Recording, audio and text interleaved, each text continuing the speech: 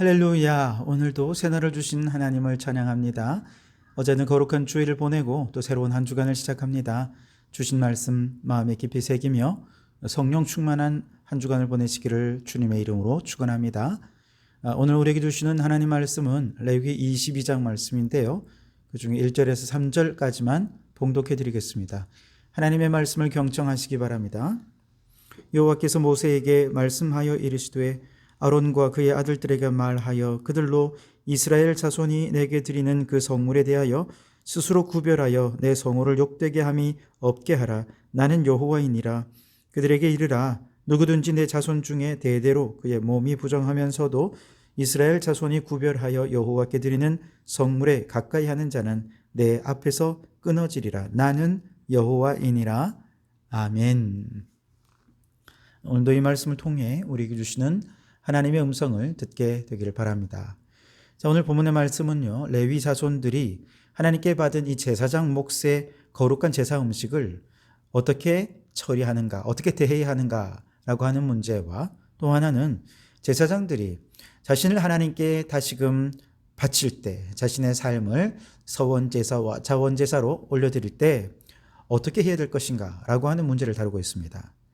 이 말씀은 오늘날 예배자들에게 주신 하나님의 분깃을 어떻게 거룩하게 대할 것인가, 그리고 우리 예배자들이 어떻게 하나님께 그들의 삶을 다시 올려드릴 것인가 라고 하는 문제와 또 연결이 되어 있다라고 볼 수 있겠는데요. 우선 오늘 본문의 제사장들이 성물을 먹을 때 어떻게 해야 되는가, 2절에 보니까 그 성물에 대하여 스스로 구별하여 내 성호를 욕되게 함이 없게 하라, 그렇게 말씀을 하셨습니다. 성물에 대하여 구별하는 것은 여호와의 거룩하신 이름을 욕되게 하거나 하나님의 영광을 가리우는 것과 아주 밀접한 관련이 있기 때문에 하나님의 성호를 욕되지 않도록 성물에 대해 구별된 모습으로 대해야 된다라고 말씀하고 있어요. 제사장들은 사실 자신의 토지나 또 생계가 허용되지 않았죠. 오로지 제사장이 제사에서 먹도록 지정된 음식만을 자신의 분깃으로 삼게 하셨죠.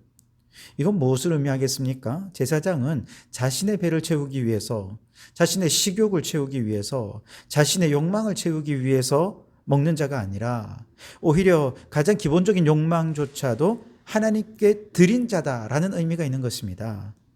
제사장이 자기 욕심을 채우려는 목적으로 무언가를 먹기 시작한다면 그는 지성된 것 이외의 것을 먹기 시작할 것입니다. 그렇게 되면 어떻게 되느냐? 아주 대표적인 사례가 있죠. 엘리 제사장의 두 아들 홈니와 비느하스가 자신의 욕심을 채우려는 목적으로 제사도 드리기 전에 자기 것을 먼저 챙기고, 이처럼 제사장이 탐욕으로 흠이 생기게 되면 결국 그가 드리는 제사 전체가 하나님께 드려질 수가 없게 되는 것이죠. 결국 그 제사는 탐욕과 욕망의 무덤이 되어버리고 마는 것입니다.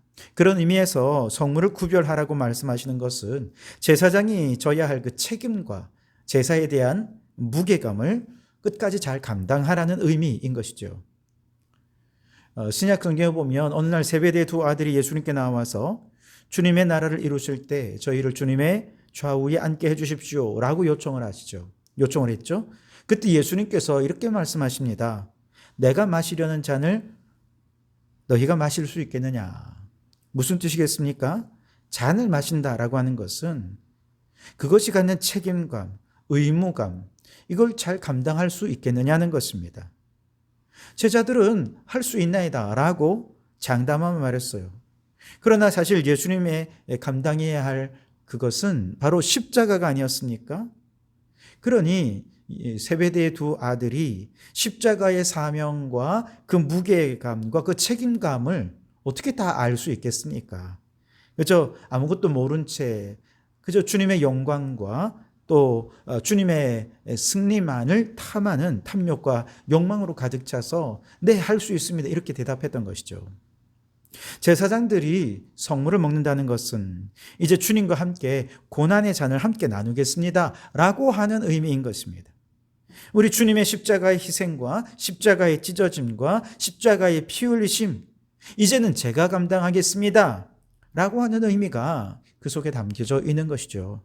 그런데 세베대의 두 아들처럼 주님의 나라에서 영광만을 기대하고 십자가의 고난의 잔에 대해 책임을 감당할 생각이 없이 그저 성물을 먹는다면 이건 여호와의 이름을 욕되게 하는 것이 되고 만다는 것이죠. 하나님께서 우리를 왕 같은 제사장으로 불러주셨을 때 우리가 그 부르심에 응답하려면 하나님 나라를 위해서 내 몫에 트인 나의 십자가 감당하겠다라고 하는, 십자가를 지고 좁은 문, 좁은 길을 걸어가겠습니다라고 하는 그런 믿음의 결단, 믿음의 각오, 이걸 가지고 주님을 따라야지 그런 결단 없이 신앙생활한다면 그것은 여호와의 성호를 욕되게 하는 것과 마찬가지가 되는 것이죠. 그렇기 때문에 하나님이 주신 거룩한 분깃을 함부로 취해서는 안 되는 것입니다. 그래서 제사장은 먼저 자신의 거룩함을 살핀 후에 분깃을 취해야 했습니다. 3절에 보시면 그의 몸이 부정하면서도 성물에 가까이 하는 자는 내 앞에서 끊어지리라 그랬습니다. 감당하지도 못할 잔이라면 마시지도 말아라 하는 것이죠. 4절 이하의 말씀에 보면 제사장으로서 성물을 먹을 수 없는 사람들에 대해 말씀하고 있는데요. 부정한 것들에 접촉된 사람들, 혹은 나병이나 유출병 같이 세균에 접촉된 사람들, 부정한 시체나 부정한 벌레에 접촉된 사람들, 무엇이든 사람을 부정하게 만들 만한 것에 접촉되어서 부정해진 사람들은 하나님이 주신 성물을 먹어서는 안 된다라고 명령하신 것입니다. 그런데 여러분, 제사장에게 성물을 먹지 말라는 얘기는 무슨 뜻입니까? 생계가 곤란해진다는 뜻이죠. 그러니까 제사장이 부정함에 접촉되지 않고 거룩한 삶을 살아내는 것은요, 이거는 생존을 걸고 감당해야 할 문제였다는 것입니다. 또한 성물을 먹어서는 안 되는 사람들도 있어요. 10절에 보면 일반인은 성물을 먹어서는 안 됩니다. 그리고 제사장 집에 거하는 객이나 품꾼도 성물을 먹을 수는 없습니다. 단 제사장의 집에서 태어났거나 제사장이 돈으로 사서 제사장의 소유가 되었다면 그는 먹을 수 있습니다. 출가한 제사장의 딸 성물을 먹지 못해요. 그러나 과부가 되었든지 혹은 이혼을 당했든지 여러 가지 이유로 다시 돌아왔다면 성물을 먹을 수 있습니다.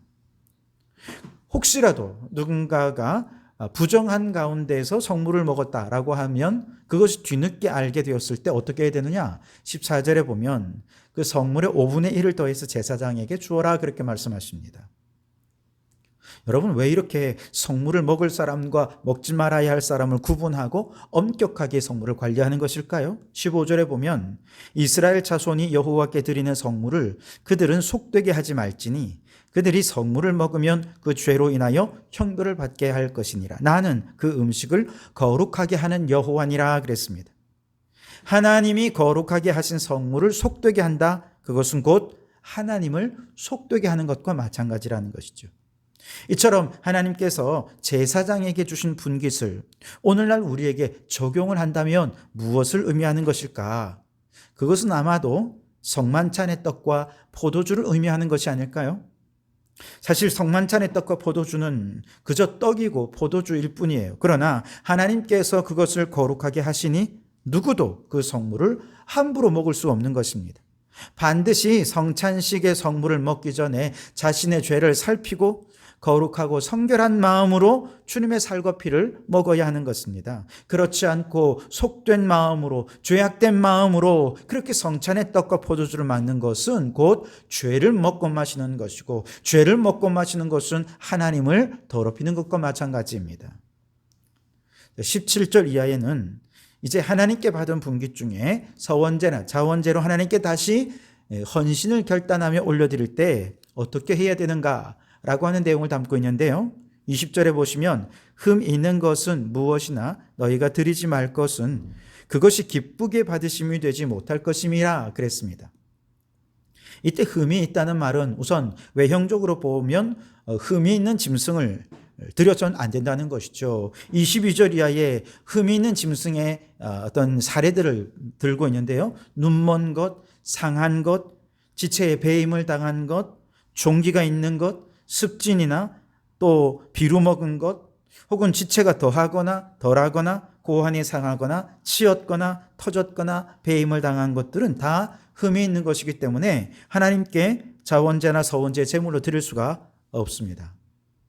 그런데 이처럼 흠이 있는 제물, 외형적인 차원에서의 의미보다 더 근본적이고 더 중요한 영적인 의미를 생각해 보면 서원제나 자원제는 말 그대로 자원하는 마음으로 드리는 제사가 아닙니까? 그러니까 만일 제사장이 억지로 드리는 제사라고 한다면 그것이야말로 가장 큰 흠 있는 제사라고 말할 수 있을 것입니다.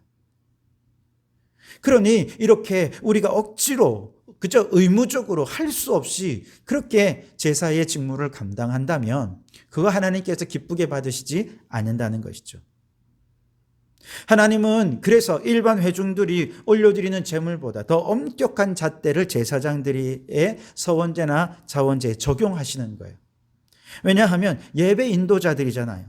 예배 인도자들이 하나님께 올려드리는 이 예물은 일반의 회중들의 그것보다 더 많은 정성과 마음이 추가가 되어야 해요. 왜냐하면 거룩하지 못한 상태에서 예배를 인도한다면 그 예배는 본인뿐만 아니라 함께 예배하는 모든 분들의 예배를 실패하게 만들고 하나님이 기뻐 받으시지 못하게 만드는 것이 되고 말기 때문에 그렇습니다. 그래서 적어도 앞서서 예배를 인도하는 예배 인도자들은 예를 들면 목회자가 그렇죠. 근데 목회자뿐만 아니라 찬양을 인도하시는 분도 예배 인도자입니다. 찬양 팀원들도 예배 인도자입니다. 우리 샬롬 중찬단원들도 예배 인도자들입니다. 모든 예배 인도자들은요, 영적으로라든지 혹은 그들의 일상의 모든 삶에 있어서 흠이 없도록 늘 거룩하고 성결한 삶을 살아야 하는 것이지요. 그래서 예배자의 사명을 감당할 때 그냥 억지로나 의무적으로나 할 수 없이 그냥 그것을 감당하는 그런 예배 인도자가 되지 않도록 늘 성령 충만하고 은혜 충만한 삶을 살다가 그렇게 예배를 인도할 때 본인도 예배에 승리할 뿐 아니라 온 성도들이 예배에 승리해서 하나님이 기뻐 받으시는 예배가 될 수 있게 될 것입니다. 그러니 여러분, 하나님께 받은 성물을 대할 때 정말 거룩하고 성결한 모습으로 그 성물을 대할 수 있길 바랍니다.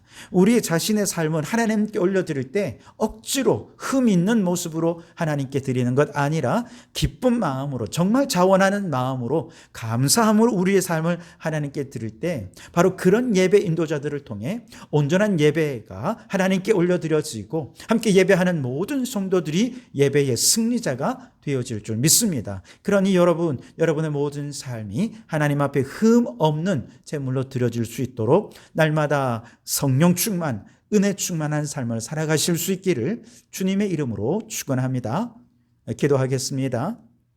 오 하나님, 어제는 거룩한 주일을 보내고 또 새로운 한 주간을 시작합니다. 다니엘과 그의 세 친구들이 풀무불의 큰 위기 앞에서도 그들의 믿음을 고백하며 담대할 수 있었던 것 성령님이 함께 하셨기 때문입니다. 풀무불 속에 들어갔으나 네 번째 사람 성령님께서 그들을 지켜주시고 보호해 주심으로 그들이 다시 살아나고 하나님께 영광을 올려드릴 수 있었던 모든 것은 다 성령의 도우심이고 역사였기 때문에 가능한 일이었습니다. 주여, 우리의 삶이 불구덩이 같이 위기 가운데 있다 할지라도 날마다 성령님 의지하여 그 모든 위기에서 날마다 승리하는 저희들이 될 수 있도록 인도하여 주옵소서. 날마다 성령 충만한 삶을 살게 해 주시옵소서. 하나님, 오늘 말씀을 통해 제사장들의 분깃으로 주신 성물은 곧 제사장의 영광일 뿐 아니라 십자가의 책임도 감당하라는 주님의 명령임을 깨닫게 하시니 감사합니다. 왕같은 제사장들인 성도들이 주어진 사명 감당할 때 십자가의 책임의 무게감을 잘 알고 순종하는 저희들 되게 해 주옵소서. 성찬식의 떡과 포도주는 먹고 마심에 있어서 부활의 영광뿐 아니라 십자가의 책임이 함께 주어진다는 것을 깊이 통감하며 성찬의 의미를 알고 참여하게 해 주옵소서. 성물을 더럽히는 것은 곧 하나님을 속되게 하는 것인 줄 알고 성물을 대하는 우리의 삶이 더 거룩한 삶이 되게 해 주옵소서. 우리에게 주신 삶을 하나님께 자원하여 서원하여 드리려 할 때 억지로 드리지 않게 하시고 기쁜 마음으로 감사함으로 헌신을 결단해서 하나님 받으실 만한 흠 없는 제물이 되게 해 주옵소서. 특별히 예배를 인도하는 인도자들, 은혜 충만 성령 충만한 예배자가 되어서 본인뿐만 아니라 온 성도들이 예배에 승리할 수 있도록 섬기기에 부족함이 없는 일꾼들이 되게 해 주시옵소서. 예수님 이름으로 기도하옵나이다. 아멘.